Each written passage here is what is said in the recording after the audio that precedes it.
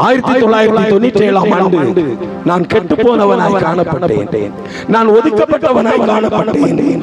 உறவினர்கள் எல்லாராலும் ஒதுக்கப்பட்டவனாய் இருந்தேன்.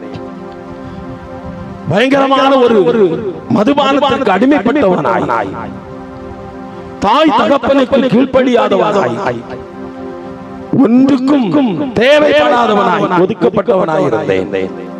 எனக்கு அருமையான தேவனுடைய பிள்ளைகளே, 1997 ஆண்டு ஒரு நாள் ஒரு கூட்டம் நடந்து கொண்டிருந்தது.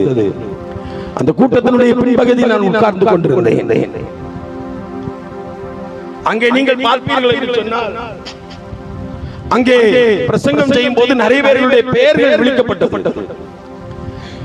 சில செவிடர்களுக்கு காது கேட்கப்பட்டது. சில கண்பார்வை இழந்தவர்களுக்கு கண்பார்வை கிடைத்தது. நிறைய அற்புதம் செய்தார் ஆண்டவர். நான் கூட்டத்தினுடைய பின்னாடி நிற்கிறேன். நான் பின்னாடி நின்னுட்டு அதுவரையிலும் இயேசு என்று சொல்லி கூப்பிடாதனா இயேசுவே என்று சொல்லி கூப்பிட்டேன். என்னுடைய வாயில வந்த ஒரே ஒரு வார்த்தை, ஏசப்பா என்னை ஆசீர்வதி, ஏசப்பா என்னை ஆசீர்வதி. இந்த வார்த்தை தான் வந்தது. எல்லாரும் போய் முன்னாடி சாட்சி சொன்னாங்க.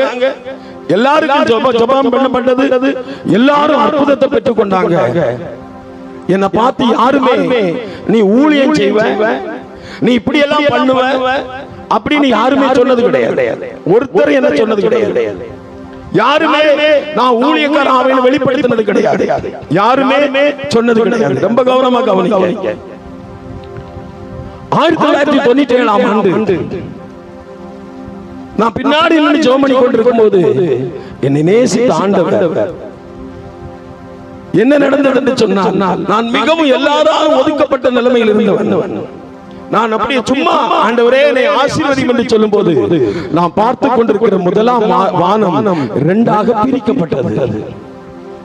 நான் நினைச்சேன் ஒரு வானம் தான் நினைச்சேன். இரண்டாம் வானமும் இரண்டாய் பிரித்தது. மூன்றாம் வானத்திலிருந்து ஒரு அக்கினி நெருப்பு என் தலை வழியாய் வந்து இறங்கினது. என்னுடைய இருதயத்தில் இருந்த இறக்க முடியாத ஒரு பயங்கரமான சுமை, ஒரு பயங்கரமான டன்னேஜ் கணக்கில் இருந்த சுமை என்னை விட்டு போனது. அதற்கு பிறகு நான் எங்க போனாலும் ஒரு பகுதியில ஒரு விபச்சாரம் நடந்தா அது ஆவிக்குரிய கண்கள் ஆண்டவர் காட்டி வருவார். சின்ன ஜெப கூட்டங்கள்ல நான் ஜெபம் பண்ணா பிசாசுகள் ஆடும், பிசாசுகள் அலறும். அப்படி போய் கொண்டிருந்தது. 3.5 ஆண்டு போய் கொண்டிருந்தது. திடீரென்று சொல்லி